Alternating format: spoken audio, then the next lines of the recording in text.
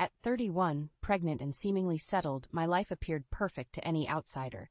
But beneath this veneer, a starkly different reality lurked. Derek, my husband, was a master of public charm. At 38, he was the sort who drew eyes in any gathering. His laugh was infectious, his stories captivating. To the world, we were the idyllic couple, eagerly awaiting our first child. Yet behind the closed doors of our home, Derek's true colors bled through. The affection and warmth he once showered on me had turned into something colder, harsher. His words, once filled with love, now often cut deep. I had become adept at navigating his moods, a silent dance of walking on eggshells. I often found myself reminiscing about our early days, filled with joy and promise. Derek was rock, my confidant, but marriage seemed to unravel him, revealing a controlling and often cruel man. I told myself it was the stress of his job, but deep down, I knew these were mere excuses. The sound of a key in the lock jolted me back to reality. My heart skipped a beat. Derek was home early. Standing up quickly, I adjusted my maternity dress and tried to muster a smile. "Morning, love," Derek greeted, hanging up his coat. His voice was light, but his eyes, cold and scrutinizing, quickly scanned the room. "Good morning," I replied, my voice strained. "I wasn't expecting you so soon." He shrugged nonchalantly and headed for the fridge. "Needed a break from the office. How's the little one doing?" His hand rested on my belly, a gesture that once brought joy, now only discomfort. "He's doing fine," I managed to say. "Good," he said, his gaze lingering on me. "You look tired, Clara. You should rest more." I nodded silently, knowing better than to argue. Lunch passed in an uncomfortable silence. Derek was distant, lost in his own world, while I struggled with my meal. The tension between us was like a third unwelcome guest at the table. Post-lunch, Derek disappeared into his study, leaving me alone with my thoughts. My eyes landed on a family photo on the wall, a painful reminder of the facade we upheld. I felt trapped, a prisoner in my own home. I knew I needed to talk to someone, but who would believe the dark side of Derek, the perfect husband, the successful businessman? I felt utterly alone. As the day wore on, a resolve began to form within me. I couldn't continue living this lie, not for myself and definitely not for my unborn child. I had to find a way out, to expose Derek for who he really was. It was a daunting task, but for the sake of my child, I was ready to do whatever it took. That night, as I lay beside him, I silently vowed to myself I would find the courage to leave, to give my child a life free from this shadow. I needed a plan, a way to reveal Derek's true nature. It was a challenging path, but for my child, I was willing to walk it. I woke up to another day under the same roof as Derek, feeling the weight of my unborn child and the heavier burden of my secret turmoil. The morning was routine. Derek left for work with a peck on the cheek, a gesture so hollow it stung. As the door closed behind him, I allowed myself a moment to breathe, to feel the freedom his absence brought. But this respite was short-lived. Today, I had decided, was the day I would begin to document Derek's true nature. It was risky, but necessary. I needed evidence, something tangible to show the world the man he really was. That evening, as Derek returned, I braced myself. His mood was a barometer for the evening ahead. He came in, his face like a thundercloud.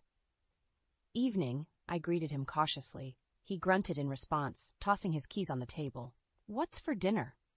I had prepared his favorite, roast chicken with vegetables. I hoped it might lighten his mood. "Roast chicken. It's almost ready." He eyed the kitchen suspiciously, as if expecting a flaw. "Make sure it's not dry this time." I nodded, feeling a knot in my stomach. At dinner, Derek picked at his food, his frown deepening with every bite. "This is bland," he muttered, pushing his plate away. "Can't you do anything right?" I clenched my fists under the table, forcing a calm I didn't feel. "I'm sorry, Derek. I'll try to do better." "You always say that, but I see no improvement." His voice was laced with contempt. I wanted to scream, to tell him how his words crushed me, but I held back. Instead, I quietly cleared the table, feeling his eyes bore into me. Later that night, in the privacy of my room, I took out my phone and began to write everything down. Every harsh word, every dismissive gesture. It felt like opening a floodgate, the words pouring out of me. This diary would be my weapon, a testament to the truth. The next few days were a blur of tension and silent suffering. Derek's mood swung wildly, and I tiptoed around him, capturing every incident in my phone. His disdainful comments, his careless disregard for my well-being. I recorded it all. One evening, as we sat watching TV, Derek suddenly turned to me. "Why are you so quiet these days? You used to be more lively." I met his gaze, my heart pounding. "Just tired, I guess," he scoffed. "You're always tired. What do you even do all day?" His words were like a slap in the face, but I swallowed the hurt. "Taking care of the house and preparing for the baby," I said quietly. Derek laughed, a harsh, mocking sound. "Taking care of the house? Look at this place. You're barely managing." I felt a tear escape my eye, but I quickly wiped it away. This was the Derek that the world needed to see, the one hidden behind closed doors, and I was going to expose him. Each day blurred into the next, a monotonous cycle of dread and resilience. Derek's behavior worsened, his mask slipping more frequently. I continued to document every cruel word, every cold gesture, building my case against him in secret. Then came the day that changed everything. It was a Thursday, mundane in every way, until Derek stormed home early from work, his face twisted in fury. "What's wrong?" I asked, my voice barely above a whisper. "The incompetence at work is driving me insane," he yelled, slamming his briefcase on the table. "Can't anyone do their job right?" I stepped back, feeling the walls of the room closing in. "Derek, please, you're scaring me." "Scaring you?" He scoffed. "I'm not even doing anything yet." His words sent a chill down my spine. I knew I had to be careful, to not provoke him further. But it was like walking through a minefield, blindfolded. As I tried to calm him, suggesting he relax and take a break, Derek's rage only grew. He began to hurl insults, each word a dagger aimed at my heart. I retreated to the kitchen, hoping to put some distance between us, but he followed, his anger a palpable force. "You're useless, Clara. Can't cook, can't clean. What good are you?" I stood there, my back against the counter, feeling trapped. My hand found a pair of scissors lying there, a mundane household tool, yet in that moment a lifeline. As Derek advanced, I held the scissors up defensively. "Stay back, Derek, please." The look in his eyes changed then, a flicker of surprise, maybe even fear. He stopped, his rage replaced by something else. Realization, perhaps. He knew he had gone too far. "What are you going to do, Clara? Stab me?" His voice was a venomous hiss. "No," I said, my voice steadier than I felt, "but I won't let you hurt me." We stood there in a standoff, the tension thick in the air. Then Derek laughed, a cold, mocking sound.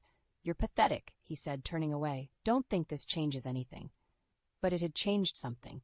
It had shown me the depth of his cruelty and my own strength. I knew then that I had to act, to bring his true nature to light. That night, after Derek had gone to bed, I sent an email to his boss, attaching excerpts from my diary. I detailed the abuse, the fear, the reality of living with Derek. It was a risk, exposing him like this, but I had reached my breaking point. The next morning, Derek left for work as usual, unaware of the storm that was brewing. I waited, my heart pounding, for the inevitable fallout. It came in the form of a phone call from Derek's boss. He was shocked, apologetic. He had no idea, he said. He promised to handle the situation. Later that day, Derek came home, his expression one of defeat. He had been suspended from work, pending an investigation. The mask he wore so well had slipped, revealing the monster beneath to the world. As I looked at him, I felt a mix of emotions, fear, relief, a sense of justice. This was just the beginning, I knew. There would be more battles to fight, more truths to uncover. But for the first time in a long time, I felt hope. "I know what you did, Clara," Derek said, his voice low. "Yes," I replied, meeting his gaze, "and I'd do it again." The aftermath of my email was like a storm breaking.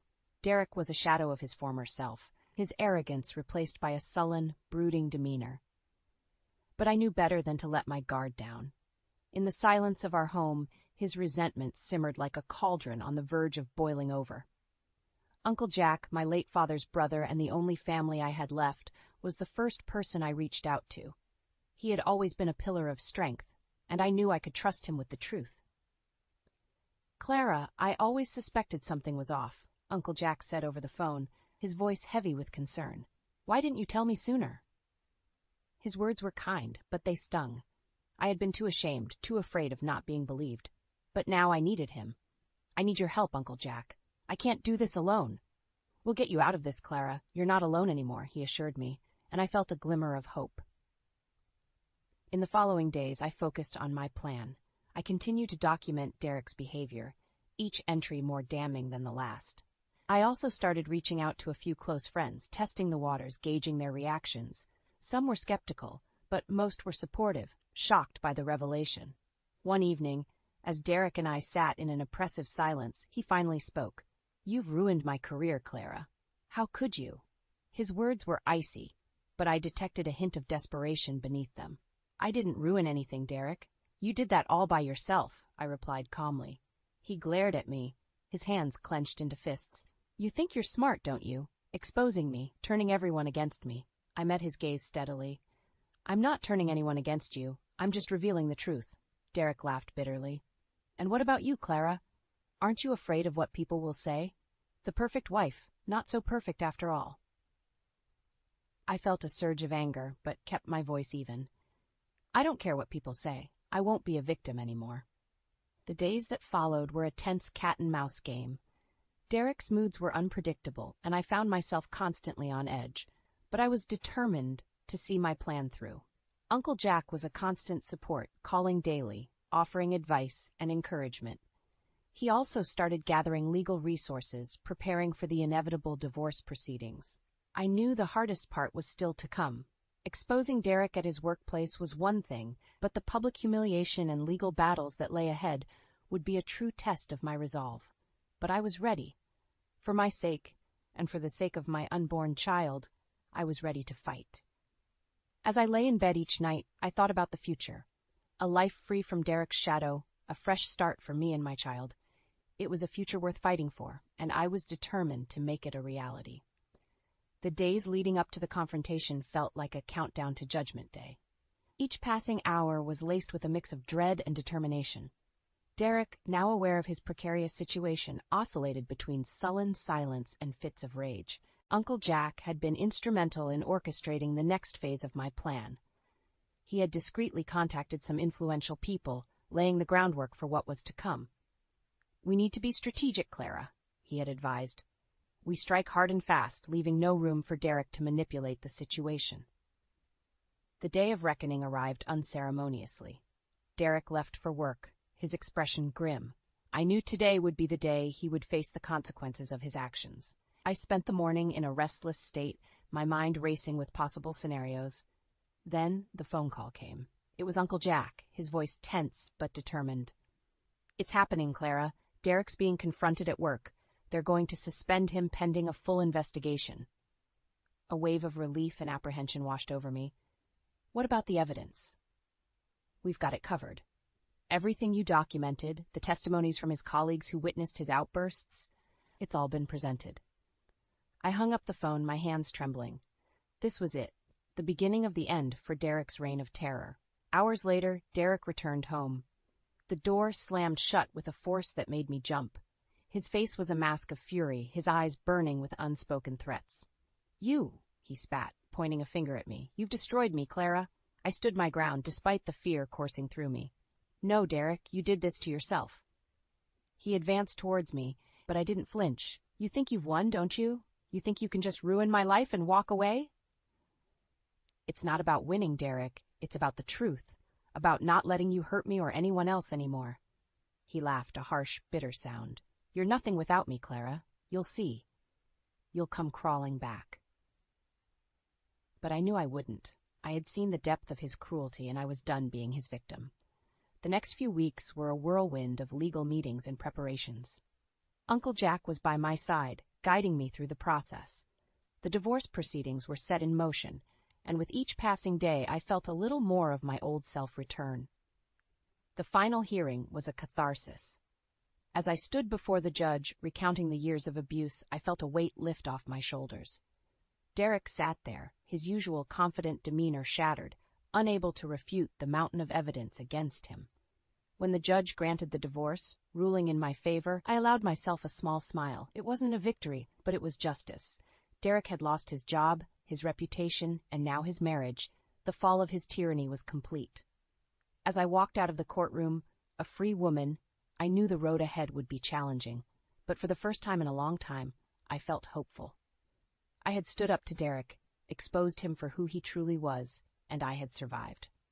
I was ready to start anew, to build a better life for myself and my child. A life free from fear, free from Derek.